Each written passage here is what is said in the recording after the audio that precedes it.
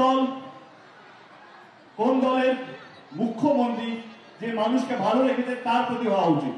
আমি এটুকু বলবো, আমি আমার দলের হয়ে এটা তৃতীয়বার, আমাদের নেত্রী আমাদের মুখ্যমন্ত্রী গত 13 বছর ধরে বাংলাকে বাঁচিয়ে রেখেছে, আগলে রেখেছে এবং সবচেয়ে বেশি দরকার শান্তিতে রেখেছে। কিন্তু আজকে রাজনীতি হচ্ছে ধর্ম নিয়ে, কে হিন্দু কে মুসলিম এইটা নিয়ে রাজনীতি হচ্ছে। আমি আপনাদেরকে একটা প্রশ্ন করবো, এই নির্বাচনটা কিসের নির্বাচন? যে জিতবে, জেতার পর কতগুলো মন্দির হবে সেটা, না কতগুলো মসজিদ হবে সেটা নির্বাচন?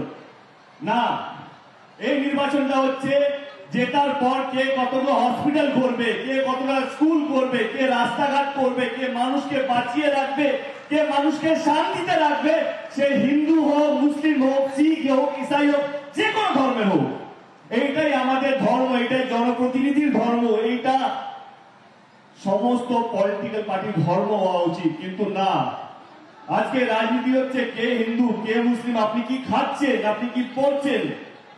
ধর্মের রাজনীতি এমন জায়গায় ছড়িয়ে গেছে, আপনারা ভাববেন কোথায় চলে গেছে ধর্ম।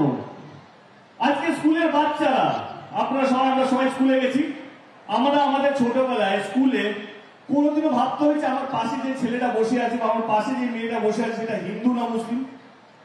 কোনোদিনও ভাবিনি, কোনোদিনও ভাবিনি। আমি ছোটবেলায় স্কুলে যখন ছিলাম, কেন আমার বন্ধু যে মুসলিম তার ঈদে কেন খেতে যাচ্ছি, কোনদিন এটা ভাবিনি আমার দুর্গা পুজোয়, আমার দিওয়ালিতে আমি তাদেরকে কেন ডাকছি। কিন্তু আজকে ধর্মের রাজনীতি এতটা গভীর হয়ে গেছে যে 4, 5, 6, 7 স্ট্যান্ডার্ড বাচ্চাদেরকে এও বোঝে কে হিন্দু কে মুসলিম, কার সঙ্গে বন্ধুত্ব করা উচিত কার সঙ্গে বন্ধুত্ব করা উচিত না। এইটা দোষ শুধু রাজনীতি নয়, আমাদেরও। কারণ যারা ধর্মের রাজনীতি করছে তাদের হাতে আমরা শক্ত করে চলেছি। এইবার সেটা না, এবার যে মানুষকে বাঁচিয়ে রাখবে, যে মানুষকে শান্তিতে রাখবে, তারই হাত শক্ত করা উচিত। ঠিক আছে, চলছে না?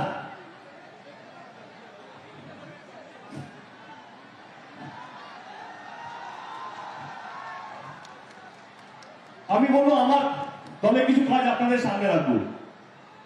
আমি বেশি দূরে যাব না। 2021-এ যখন আমরা নির্বাচনে প্রচার করছিলাম, দিদি একটা প্রকল্প নিয়ে এলো, তার নাম ছিল লক্ষ্মীর ভান্ডার স্বাস্থ্য সাথী।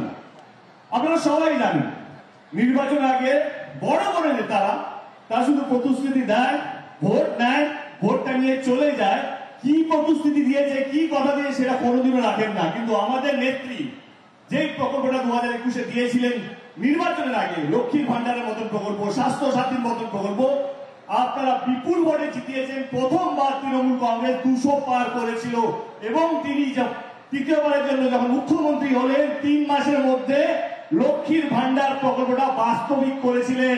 সে কথা দিয়ে পালিয়ে যাননি, যেতে পারতেন, কারণ আপনারা 200-র বেশি সিট দিয়েছিলেন, তিনি কথা নাও রাখতে পারতেন, কিন্তু তিনি সেটা করেননি।